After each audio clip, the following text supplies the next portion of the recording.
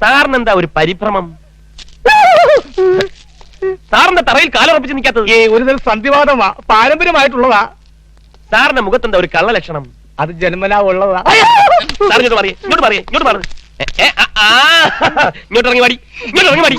Mathai sir കോഴിത്തീറ്റയൊക്കെ ഉപയോഗിച്ച് ഇപ്പൊ പീഡനം തുടങ്ങിയോ? അയ്യോ, ഇത് പീഡനമല്ല, അവർക്ക് 18 വയസ്സ് കഴിഞ്ഞു. അപ്പൊ വാണിഭവം രണ്ടും ഫലത്തിലൊന്നും തന്നെ. സാർ, എന്നെ രക്ഷിക്കണം. ലോ ആൻഡ് ഓർഡർ കാത്തു സൂക്ഷിക്കേണ്ട ഉത്തരവാദിത്തപ്പെട്ട ഒരു പോലീസ് ഓഫീസർ രക്ഷിക്കണമെന്നോ? സാർ, എന്ത് തരും? എന്ത് തരണം? 2 ലക്ഷം. 2 ലക്ഷമോ? ഞാൻ ഈ വനിതയൊന്നും തൊട്ടിട്ട് പോലുമില്ല സാർ. കാശ് പോണോ മാനം പോണോ? കാശ് പോയിക്കോട്ടെ, എന്നാലും ഇത് കുറച്ച് അധികമല്ലേ സാറേ? പോലീസുകാർക്ക് ഇപ്പൊ ദൈവം അറിഞ്ഞു തരുന്ന ലോട്ടറിയാണ് ഈ പീഡനം.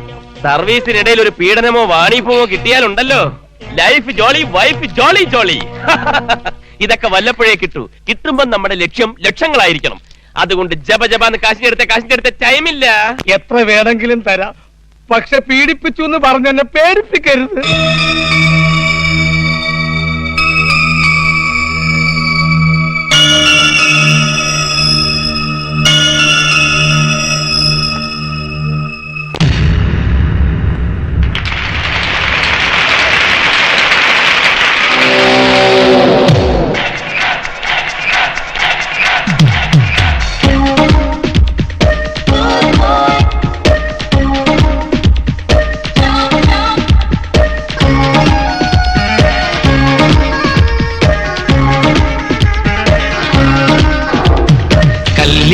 കച്ചേരി പക്കാല പാടാമടി,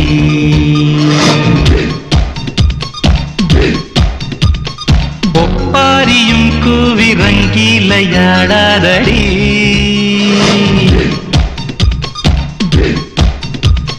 ബമ്പായി ചപ്പാത്തി പിള്ളത്തിയാവാതടി, ബ്യൂട്ടി കുപ്പിലിറക്കാനായി അപ്പീല് പോകാതടി,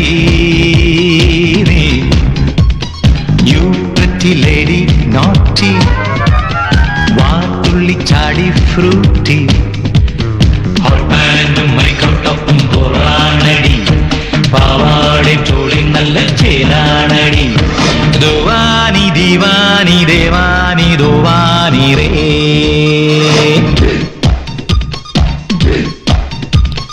ദോവാനി ദീവാനി ദേവാനി ദോവാനി രേ.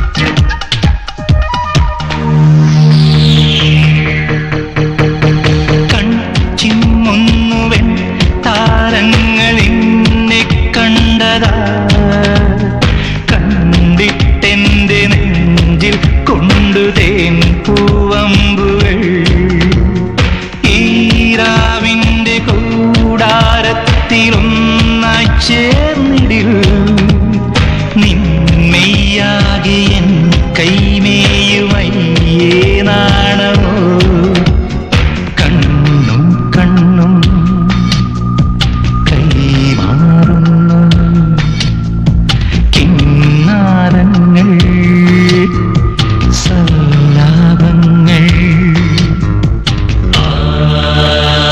അടിപൊളി അടിപൊളി കല്യാണ കച്ചേരി പക്കാല പാടാമടി,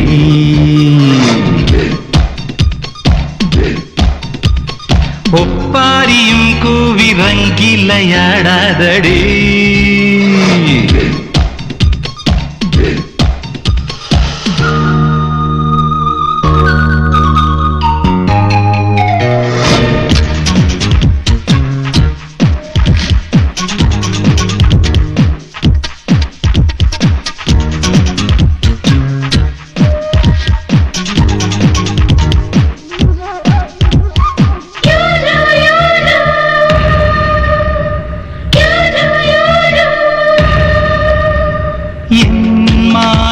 കാലത്ത് നീ മീട്ടുന്ന ലീലാവീണയിൽ തേനൂറുന്ന നാദം കേൾക്കുമാമ്പൽ പൂകൾ തിങ്കൾ വീടുള്ളിൽ കണ്ട് മാനം നോക്കവേ മേഘക്കീറിനുള്ളിൽ പോയി മായും നമ്മിളി ശൃംഗാരങ്ങൾ സങ്കൽപ്പങ്ങൾ സംയോഗങ്ങൾ സായുജ്യങ്ങൾ അടിപൊളി അടിപൊളി കല്യാണ കച്ചേരി പക്കാല വാടാമടി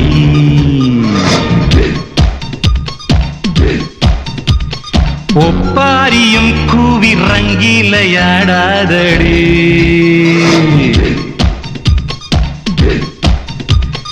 ബമ്പായി ചപ്പാത്തി വില്ലത്തിയാവാതടി ബ്യൂട്ടി കുപ്പിയിലിറക്കാനായി അപ്പീല് പോകാതടി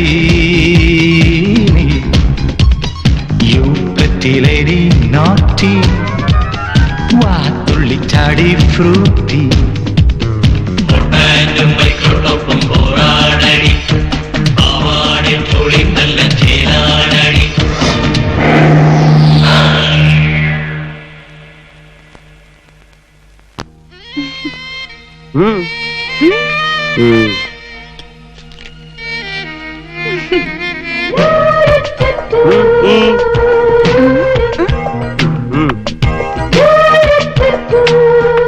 കൂട്ടുകാരൊക്കെ എന്ത് ചെയ്യും? പഠിക്കുക. എക്സാം എടുത്തിരിക്കല്ലേ? തനിക്ക് പഠിക്കണ്ടേ? ഞാനൊരു എക്സാം എഴുതി റിസൾട്ട് വരാൻ കാത്തിരിക്കുക. റിസൾട്ടോ? അതിന് യൂണിവേഴ്സിറ്റി എക്സാം തുടങ്ങിയില്ലല്ലോ. ഇത് വേറൊരു എക്സാം. കാലത്തെ ഈ റെഡ് കളർ ഷർട്ട് ഇട്ട് നിൽക്കുന്ന ഞാൻ കണ്ടു. അതുകൊണ്ടാ ഞാനും ഈ റെഡ് ഡ്രസ് ഇട്ട്. ഓ ഓ ഓ ഓ അങ്ങനെ. എന്നാൽ ആ പരീക്ഷയിൽ തോറ്റത് തന്നെ. എനിക്ക് താല്പര്യമില്ല. നമ്മളെ വെറുതെ വിട്ട്. ആദ്യമായിട്ടായിരിക്കും തനിക്ക് ഇങ്ങനെ ഒരു അനുഭവം. നിന്നെ കണ്ടുവദിച്ചിട്ടുള്ള 1000 ചെറുപ്പക്കാരുണ്ടാവും. പക്ഷേ ഞാൻ ആ കൂട്ടത്തിലല്ല. I am a free bird. മറ്റൊന്നും കൊണ്ടല്ല, എനിക്ക് ഈ ലവ്, റൊമാൻസ്, ഔട്ടിംഗ് ഇതിലൊന്നും താല്പര്യമില്ല. Estates, industries, airways, exports, imports, അറിവായ കാലം മുതൽ ഇതിന്റെയൊക്കെ ടെൻഷനില്ല. Pay revision, labour problems, government interference, അങ്ങനെ ഒരു 100,000 പ്രോബ്ലംസ്. ഇതിനിടയിൽ റൊമാൻസിനൊക്കെ എവിടെ സമയം കിട്ടാൻ? അച്ചായന് ഒരുപാട് ഇൻഡസ്ട്രീസ് ഉണ്ടല്ലേ? ഒന്നും എന്റേതല്ല, എല്ലാം ഡാഡിയുടേതാ. ഞാൻ സ്വന്തമായ ഒരു ഇൻഡസ്ട്രി സ്റ്റാർട്ട് ചെയ്യാൻ പോവാണ്. ജപ്പാനിലെ ഫുക്കുക്കുവാക്ക കമ്പനിയുമായി ഒരു കൊളാബറേഷൻ.